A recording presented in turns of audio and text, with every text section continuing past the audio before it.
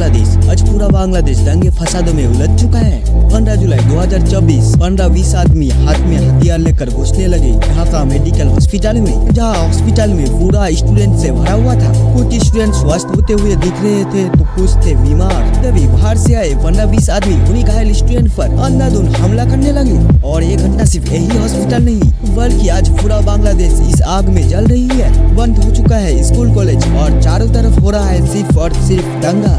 अगर सरकार चाहता तो बड़ी आसानी से इसे रोक सकता था। अब आप सबके मन में सवाल उठ रहा होगा कि इस दंगे की असली वजह क्या है जिसके कारण आज पूरा बांग्लादेश इस आग में जल रही है। तो चलिए इसे शुरुआत से जानने की कोशिश करते हैं। इससे पहले अगर आप हमारे चैनल पे नए हैं तो चैनल को सब्सक्राइब करके बेल आइकन को ऑन करना ना भूले, सबसे पहले नोटिफिकेशन पाने के लिए। आज बांग्लादेश की जो हालत है इसका मूल कारण है कोटा सिस्टम। 1952 में ठीक इसी तरह लोग आंदोलन में शामिल हुए थे। आंदोलनकारियों का दावी था बंगाली लैंग्वेज को राष्ट्रीय लैंग्वेज का दर्जा देना, जिसे सरकार अगर चाहता तो बड़ी आसानी से दे सकता था। लेकिन तब पाकिस्तान सरकार ने आंदोलन में शामिल स्टूडेंट पर गोलियों की बारिश शुरू कर दी, जिसमें बहुत सी स्टूडेंट को अपनी जान से हाथ धोना पड़ा। और तभी से शुरू हुआ बांग्लादेश को एक स्वाधीन देश पाने की लड़ाई, जो 1971 आने तक बांग्लादेश के एक सामान्य आदमी भी हाथ में हथियार लेकर देश को आजाद करने के लिए घर से निकल पड़े। 1971 के युद्ध में जो लोग शामिल हुए थे और जो लोग मर चुके हैं उन सभी को कहा जाता है मुक्ति योद्धा। और इस तरह से जन्म हुआ बांग्लादेश की।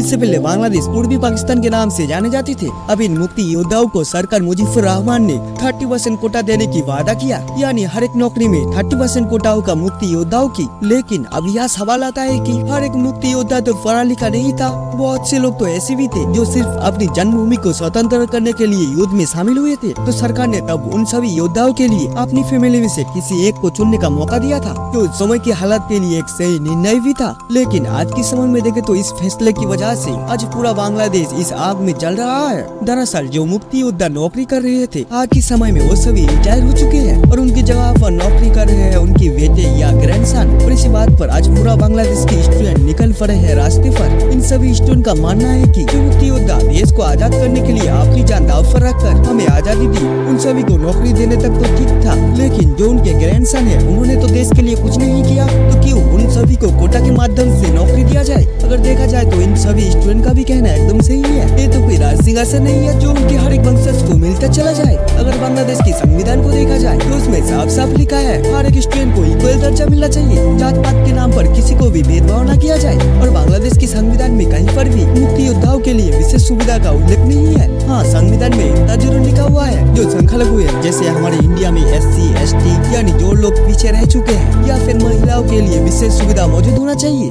अगर अभी बांग्लादेश की कोटा सिस्टम की बात करें तो 10% कोटा महिलाओं के लिए, 10% है डिस्ट्रिक्ट कोटा, 5% SC ST और 1% है हैंडीकैप कोटा, यानी जो लोग फिजिकली परफेक्ट नहीं है। और अगर इसमें मुक्ति योद्धाओं की कोटा जोड़ लिया जाए तो कुल 56% कोटा पहले से रिजर्व होता है, जो किसी भी देश को आगे बढ़ने के लिए सबसे बड़ा खाता है। और इसी सिस्टम को हटाने के लिए 2018 में स्टूडेंट रास्ते पर आए थे और उस वक्त सरकार ने स्टूडेंट की बात सुनी हुई थी। लेकिन सरकार से उस वक्त एक छोटी सी गलती हुई थी, जिसके कारण आज फिर से सरकार को उसी झमेला का सामना करना पड़ रहा है। दरअसल सरकार ने 2018 में इस कोटा सिस्टम को पूरी तरह से बंद कर दिया था, लेकिन तभी स्टूडेंट सिर्फ और सिर्फ मुक्ति योद्धाओं की 30% कोटा को ही बंद करने की मांग कर रहे थे। इसलिए जो फिजिकली हैंडीकैप और महिलाएं थी उन सभी ने हाईकोर्ट में मामले को भेजा था और सरकार ने तभी फिर से कोटा सिस्टम को चालू किया था। ये तो बात हुई 2018 की, लेकिन आज 2024 में फिर से एक बार स्टूडेंट रास्ते पर अपनी मांग को रखते हुए सिर्फ और सिर्फ मुक्ति योद्धाओं की 30% कोटा को ही बंद करने की मांग कर रहे हैं। अब याद रखिएगा, बाकी 26% कोटा को लेकर स्टूडेंट की कोई भी गुजारिश नहीं थी। तो दोस्तों, आपको क्या लगता है सरकार स्टूडेंट पर जो अंधाधुंध गोलियां चला रहा है वो सही है या फिर नहीं, हमें कमेंट करके बताइए। और हाँ, अगर वीडियो अच्छी लगे तो लाइक शेयर और कमेंट करना।